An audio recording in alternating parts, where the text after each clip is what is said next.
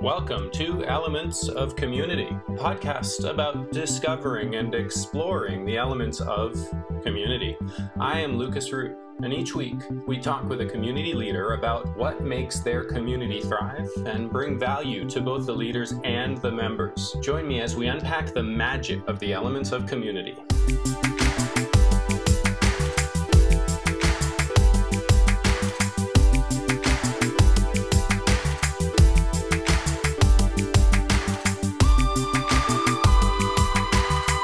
We're back with another episode of EUC. We have an amazing guest today, one that I'm actually really excited to have this conversation with.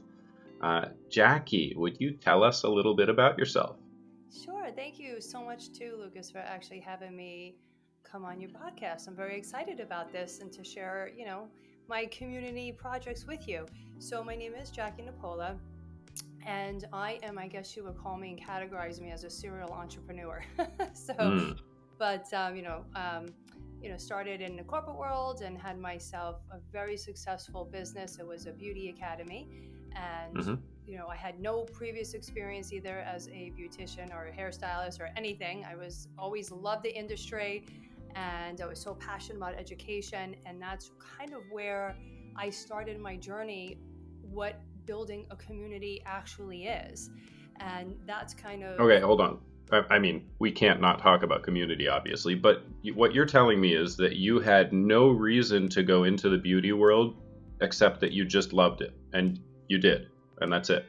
Yeah, I honestly, it is funny because my friends always would tease me like, yeah, you should have always, have gone to beauty school when we were, back then, but that just kind of wasn't a thing. Everybody went to college, and but my husband and my husband's an attorney, and we were just both really, really passionate about education.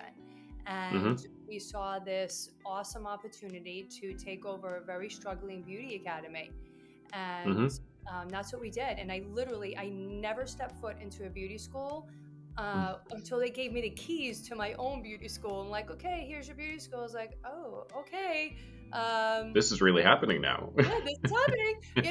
And also, sure, we had hired, this director for 20 something years, but who had all this experience, 2 months in, she's like, I can't work anymore because you're running circles around me and I can't continue doing the job. I'm like, okay. So that day I became the actual owner and director of my school. And I had my 15-year-old, who's now 15, on my hip when she was a baby.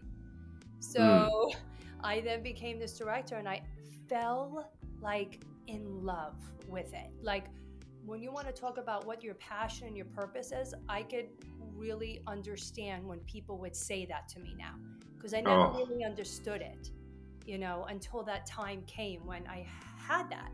And, now fast forward, we're about 15 years plus experience in the industry. And I was fortunate to actually sell my beauty academy.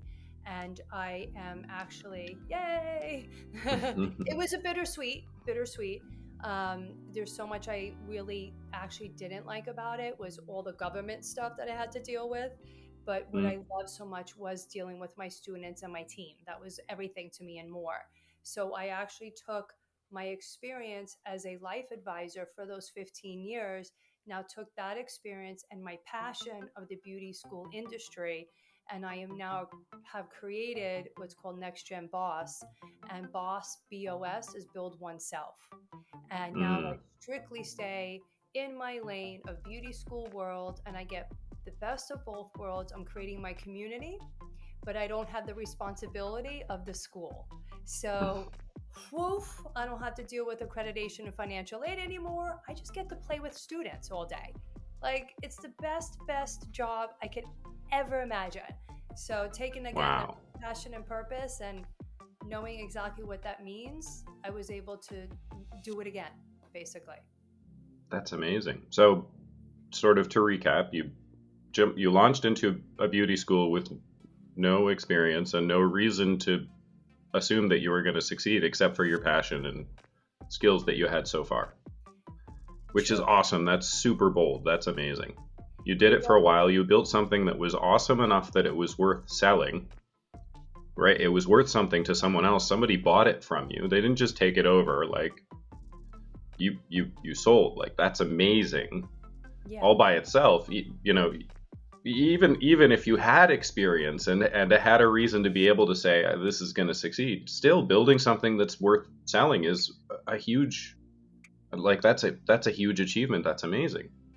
And then so you got out of that. You took a little time off. You cleared your head. You opened yourself up to thought. You're like, all right, well, what about that was amazing? What can't I live without?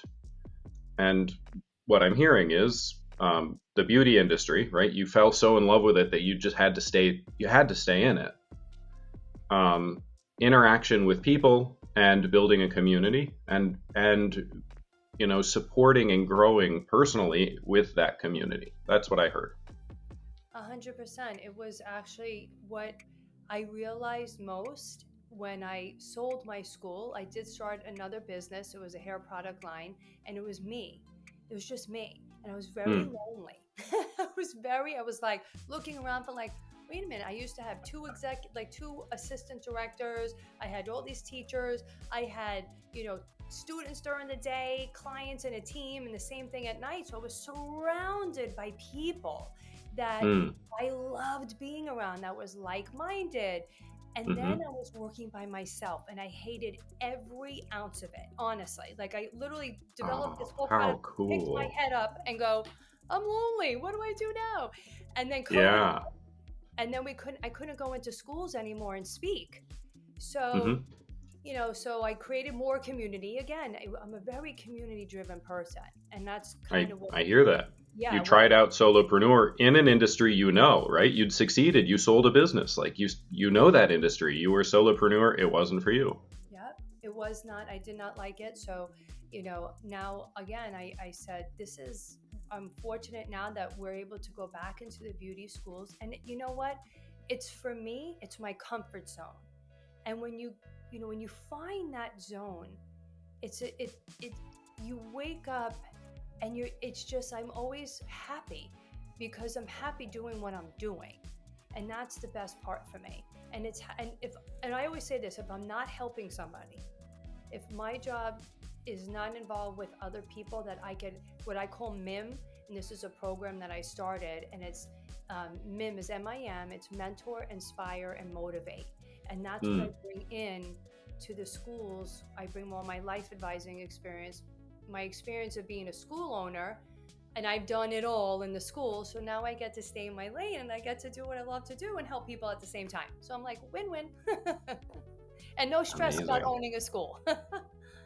So I get to Yeah. come in and leave, you know, and still interact with the students. They message me all the time. So it's pretty cool. It's ideal. It's like you graduated from being a mother to being a grandmother. To being what? You would cut up for a A, second. a, a grandmother, Oh no, I don't want to say that, but yes. right? I mean, you had your little family that you were growing, and you were like, you know, now you come in, you get to do big awesome things, and then you go away again. Then you come Yes. back later, you Yes. do big awesome things, and you go away again. It is kind of like a grandmother, right? When my kids were little, I'd be like, pass them off. My mom would be like, and my dad, okay, here you go. Here's it. Just took a poop. So here you go. Exactly. That's amazing. I love it. Thank you. Wow. Me too. Um, you know, let's get to talking about the community you're building now. But how did community make your previous successful beauty school? How did community make that a success? Well, I really this is my opinion on it actually too, is in order to build a community, you have to have first a foundation. And the foundation is your culture, what's in your company. And when we took over this struggling beauty school, it was chaos. I mean, I'm Mm, talking straight up chaos. I was like, something's not right. mm, I'm a very energy driven person. So if someone walks in our building and they're a pissed off mood and they're angry at this, I'm like sensor all the way. Someone walks in happy, I'm like, yeah, like it makes your day. So I had to figure out, I was like, where are we going to balance this? So mm, I realized when there was this word culture, like it wasn't really big back then. Now it's a big word. So back 15 years ago, culture was not something really that you could find easily or what it's about. And I picked up my first book, really was on that, was Pat Riley, The Winner Mm. Within. And I realized that, wait a minute, if he could control a whole team, of these basketball players, like I can do that here at my school. We're a group of, these are going to be a beauty professionals or like-minded individuals. So Mm-hmm. that's what it was. And I realized we talked the same language. We all spoke like, we were like, wait a minute. And so I created this culture first, and I did the core values, and I did this with my team, which then we go and we work with the students at the same time. So they know now, they could see us working together as a team. Then we work with them. And it just kind of, that was our underlying foundation. And then the community just grew from there because these people started seeing each other in a different way instead Yeah. of competing with one another. Because a lot of Mm-hmm. times, unfortunately, in that industry, they feel they have to compete with each other. Mm. Well, but that, I'm like, but you're at school. That's not what we do here. Competing is great because yes, you can encourage each other, whatever, but it shouldn't be a battle where you're judging or being mean or however it is. That communication line is the language. So Right. my community was built upon that. Was first the foundation of the culture, the core values, and then we just continued growing together using those core values and speaking that language, which really was, it was like how you explain. I love how you explain that, the language part of it, because it's true. Like really, Mm-hmm. when I really think about it, it was the language that we all spoke that was so common. We had all this commonality between us, I so I love it. Well, there's the beauty industry language, but you added a new layer on top of that. You made a sub language that was even more unique and more focused, right? yes, exactly. It was that we took, I looked kind of around what other schools were doing, and Mm-hmm. I would listen. I used to be a huge, still am Gary V fan, and he always would say, "Watch me," you know, watch, watch and listen, and that's all I did. So I really became a really good listener, and I had a nickname. They used to call me Hawk because I would literally, I'm like, you nothing to. I was just say I could hear everything through the walls. Like I know Yeah. everything that's going on because if I didn't know it, someone else would come and tell me. Sure. So so it was really watching and learning how they interact. Like I was really intrigued by it because I really felt like I found my home. I found my purpose. I found my passion. So I used to work 14-hour days and I loved every minute of it. Every Mm. minute of it. And it was because I felt again that I was around the people that inspired me. They mimed me every day, my students and my team, every day. They motivated me, they inspired me, and they even mentored me. And Mm. some of these students, I even knew that. So, and I would literally have to say, like, you helped me. And they're like, huh? They couldn't understand because they always thought I was helping them. But deep down, Wow. they I really love did. it. Yeah, they really helped me be a little bit more authentic and vulnerable because they were vulnerable. So that they were vulnerable, I was like, well, I need to show them that I'm going to be that way for them because they obviously felt that they could speak to me in this way. Well, I'm going to reciprocate and give it back. So they would Mm. tell me stuff and I would tell them personal stuff. So we Mm-hmm. just had this way of speaking. And it's just when I speak in a group of all these beauty schools and I go in there, I'm comfortable. I go into businesses and speak, I'm kind of a little on it, I'm a little edgy because it's not my people, it's not my language, Yeah. and I Oh, I never love it. started discovering that part of it. So one of the elements of community is common value, and it sounds to me like your community's common value included MIM, right? Yes. Motivate, inspire, mentor. Yep. And it was Well, common. It wasn't something that you provided. It was something that the community provided, and everyone, including you, benefited from. well, what's really funny is I actually created the MIM Society. So we thought because we had our core values for our team, we needed a separate core values just for the students so they could feel like they were building something, they were included in something, and to remind them on the daily that we're miming. And I used to even make them sign a contract. Like, this is your MIM contract, and we are non-judgmental, we are supportive, and we're fun. I made it very simple, 3 core values. Boom. And we had this big blackboard when you walked in that was framed really pretty when you walked into the beauty academy, and on there said the MIM Society, to remind them on the daily that this is who we are with each other. You know, and we would have graduates that would come back and want to, what we call miming. They come in and they would mim the other current students, and they would teach them things that they're learning on the outside. So then we would give them like a MIM diploma, you know, thank you for coming in and everything. So we turn it into a whole subculture from our culture as a company. So we gave their own student culture and core values for them to feel. You know, when you go to college, I used to say, you go to college, they have fraternities and sororities. Right? So that was my philosophy, because I was like, well, these, you know, they're going to beauty school, and a lot of their parents hated the fact that they weren't going straight to college or whatever. So I was like, you know what? I know. Let's start like a society, like, you know, like a secret society. It's just here for them to make them feel like they had something together. Like a little community. Wow. A community within a community. Yeah. I heard another sort of nugget in there that I think is beautiful and I want to pull out. One of the things that I try to understand through this podcast and share and help people learn, you know, the listeners, the audience, is what makes an effective community leader. And you shared a little bit of how you became an effective community leader, at least a little bit. So let's talk about it, but let me also share what I heard. So what I heard was you are a student of your own community, right? You're the hawk. You are listening to absolutely everything, not to be a hall monitor. Never. But to be the most effective member leader, right? Not leader of members, but member leader. You're in the community. You're part of the community. You're getting mimmed. They're motivating, inspiring, and mentoring you.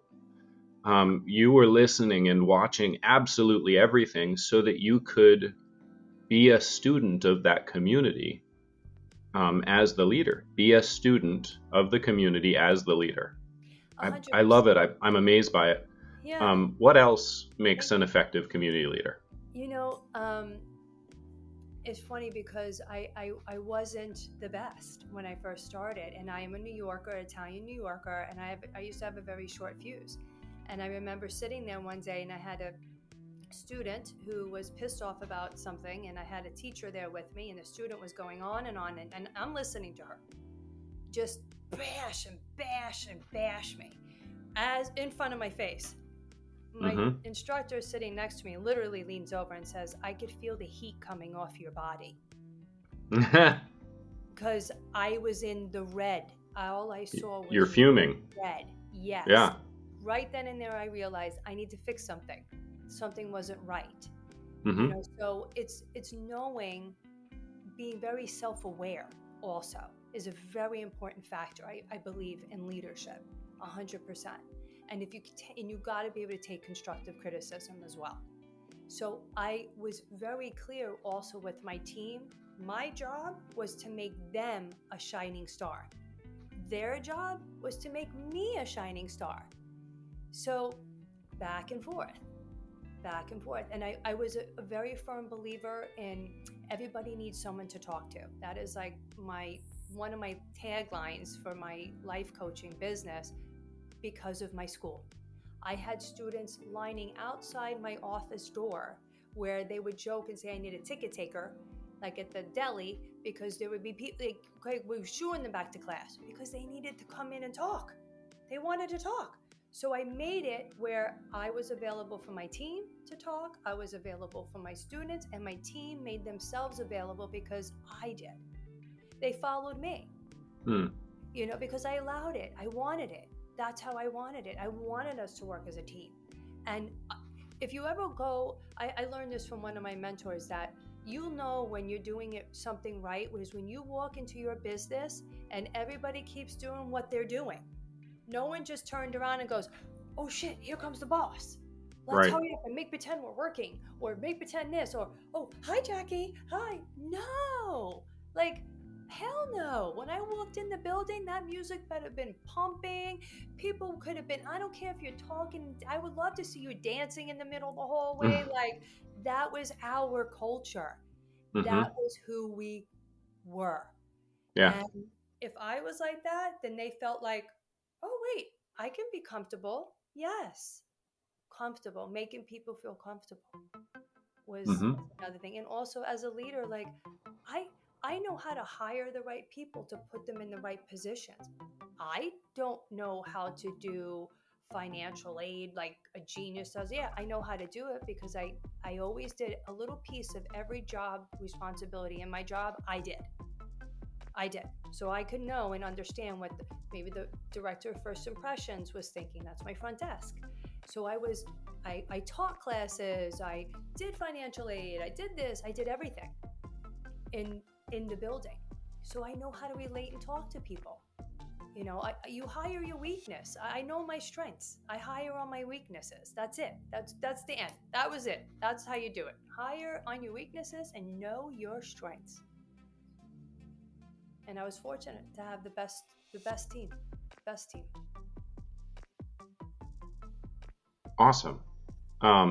Okay. So, uh, build and support an amazing company culture, or community culture in this case, right? Um, Share in the community value, right? So as a leader, it's not for everyone else, it's for everyone. It's not for everyone else, it's for everyone, right? You're getting the miming, Yeah. you're giving it, and you're getting it. I also heard that you participate in every project, right? Because in community there are projects, and in a corporate community or in a school community where the community involves professional outputs, and theoretically it's a for-profit scenario, because Yeah. communities can and perhaps sometimes are for-profit.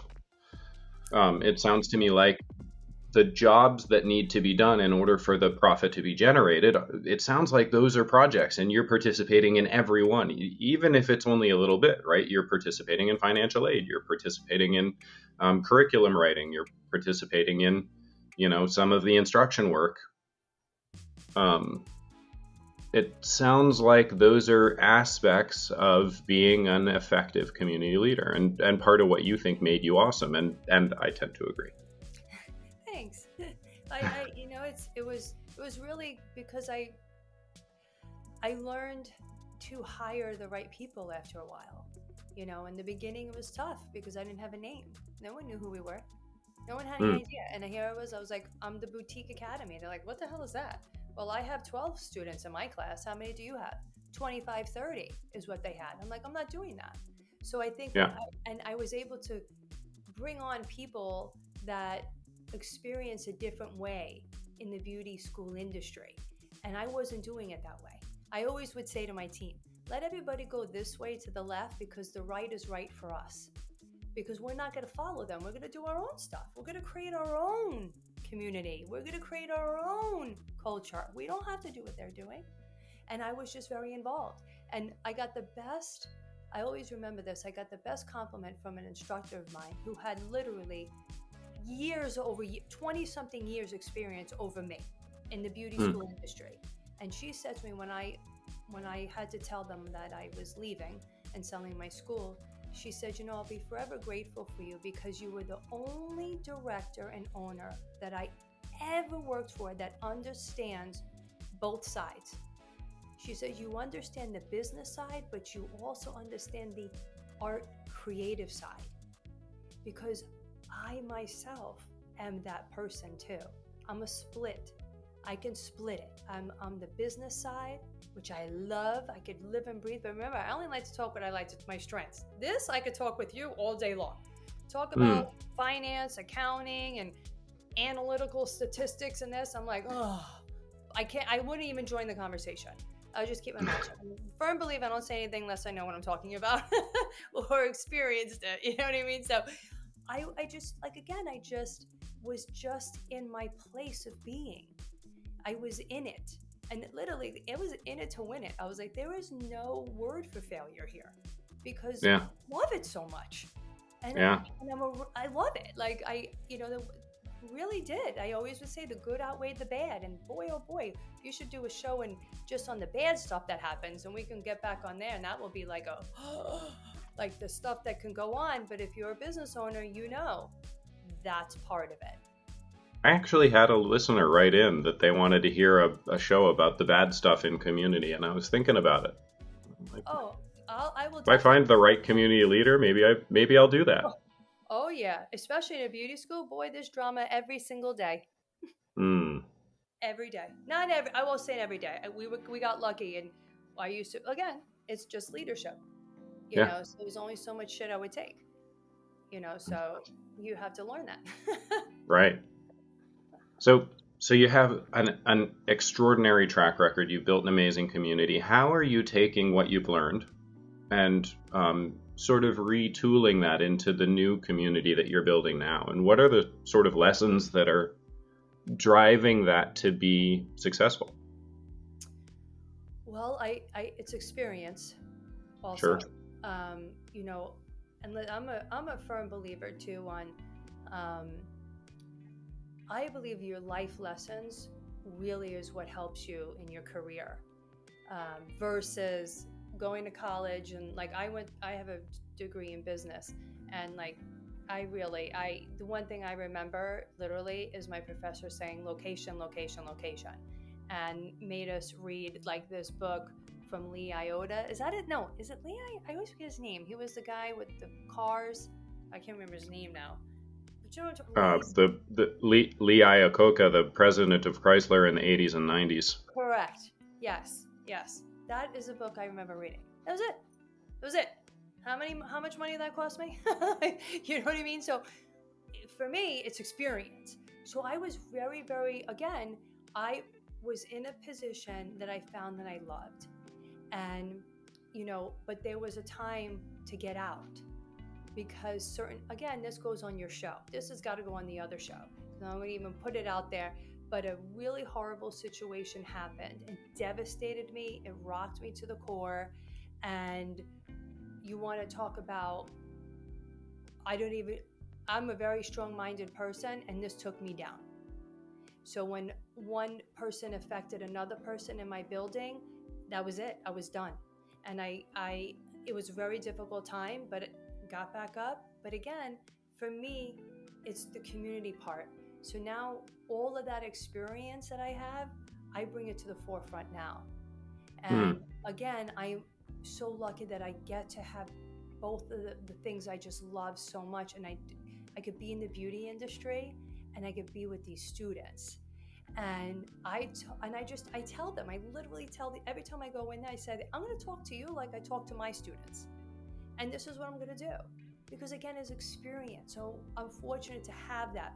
But I also trained myself too. I read tons of books on culture. Tons. Because that is what I knew I needed. And that is what I know I just loved to really focus on and build. So you weren't just a student of your community. You were a student of culture in general. Huge. Part of the inspiration that your community brought to you was to be inspired to become more knowledgeable and better at building and supporting culture. Correct. Not just community, but culture. Right, because I also had an audience. I had an audience all the time, so I had to make sure I knew what I was talking about and like, what am I doing over here? Like, what is she doing? Like, why is she doing this now? Or, you know what I mean? It was like, well, it's all for you guys. It's all community driven. It's all culture based. And whatever I could bring to them, I'm going to try my damnedest to bring to them. So to bring what I already started was so easy. It was the starting point that was the most difficult. Now Mm-hmm. I just feel like I have a blueprint, and I have the blueprint already, so I could just tweak it as I go along if I want to. Mm-hmm. Amazing. Thank you. Thank you, Jackie. This has been a fantastic conversation. I've enjoyed it. I have a curveball for you, a zinger. Oh no. Oh no. I don't really do good with on the spot stuff. But okay, but try No, me. you're going to like this one. If there was a question that I should have asked you but didn't, what would it be? Ooh. See, I don't do good with that kind of stuff. What would be the question? Oh my gosh. If there was a question that what was the question? You would ask me a question. What should I have asked you but didn't? What should I have asked you? What question do you want to have been asked? I don't know. Maybe I guess maybe. Well, I don't know. I think I answered like why I do what I do. Maybe I don't know. I feel like I've answered. Did I answer that though? I think. I feel like you answered it because you love the industry and you love the community. How about what is? I got a question. I got it for you. Ask me what do I do for fun? There you go. That's right. Jackie, what do you do for fun? I love going to concerts outside, outdoor concerts, because it's a community. Oh. It's community. Like I even do community in my personal life. And I started that when I lived where you are in San Diego. When I was younger, in my 20s, I was a big time club promoter and raver. Mm-hmm. And if you read Tony Hsieh's book, Delivering Happiness, he was one who owned Zappos, who was killed in a fire. He talks about community is a lot like raving. It's unity is what it is. Mm-hmm. So me, even on my outside of business, I do this personally.